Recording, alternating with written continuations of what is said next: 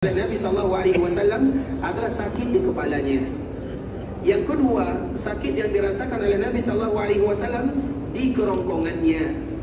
Dan yang ketiga, apabila kepala sakit, kerongkongan sakit, maka tentu akan menimbulkan demam yang begitu sangat panas sekali.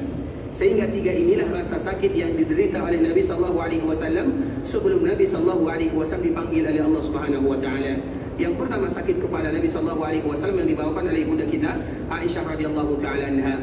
Kemudian juga ikhwatul Islam, apa sih yang menyebabkan Nabi sakit? Sakit kepala Nabi dan juga sakit leher Nabi yang kedua, apa penyebabnya?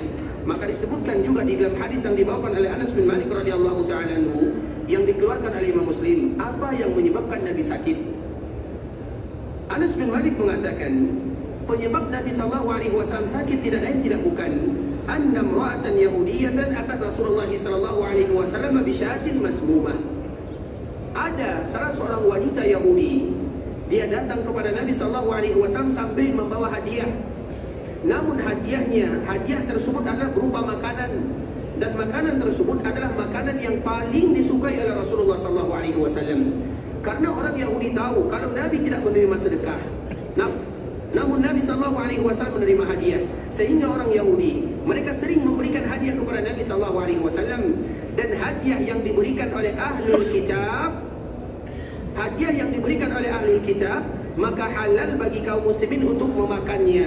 Apabila ada saudara, apabila ada tetangga beragama Nasara atau beragama Yahudi, kemudian mereka memberikan hadiah kepada kita, boleh bagi kita untuk memakannya. Kalau seandainya mereka menyembelih karena Tuhan kita sama-sama Allah Azza wa Jalla, iya, walaupun mereka melakukan penyimpangan, namun syariat Islam memberikan toleransi bahwa hadiah yang mereka berikan kepada kaum muslimin boleh diterima, dan salah satunya adalah Nabi SAW.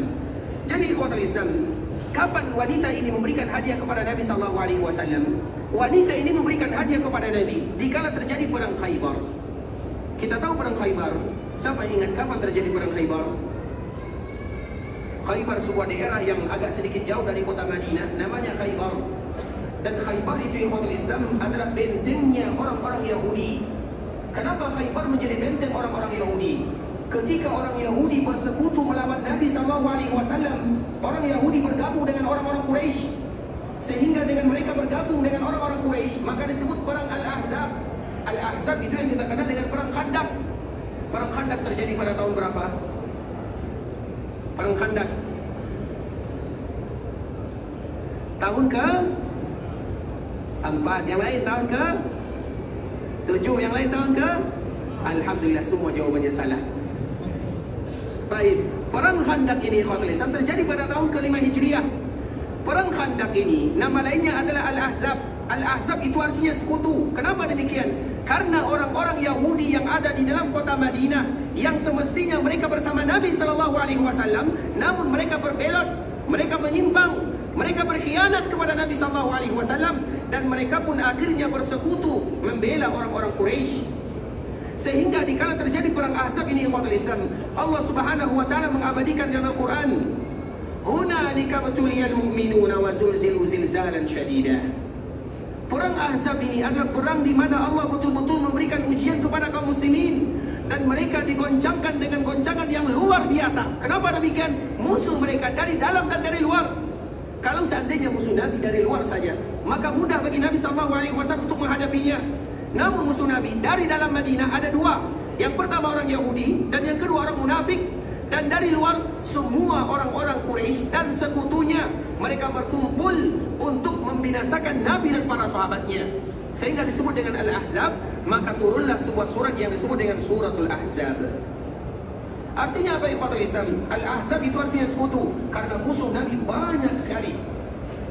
Sehingga tidak ada yang bertahan di sana kecuali orang-orang yang betul-betul beriman kepada Allah dan beriman kepada Nabi-Nya. Kemudian ikhwatul Islam, pada akhirnya Allah berikan kemenangan kepada kaum muslimin. Kemudian setelah kaum muslimin menang, maka orang Yahudi yang tadi berkhianat, yang mereka tinggal bersama Nabi di dalam kota Madinah, namun mereka berkhianat, maka dihukum oleh Nabi SAW. Apa hukumannya? Hukumannya dijatuhkan oleh salah seorang sahabat yang bernama Sa'ad. Sa'ad ini ikhwatul Islam, Nabi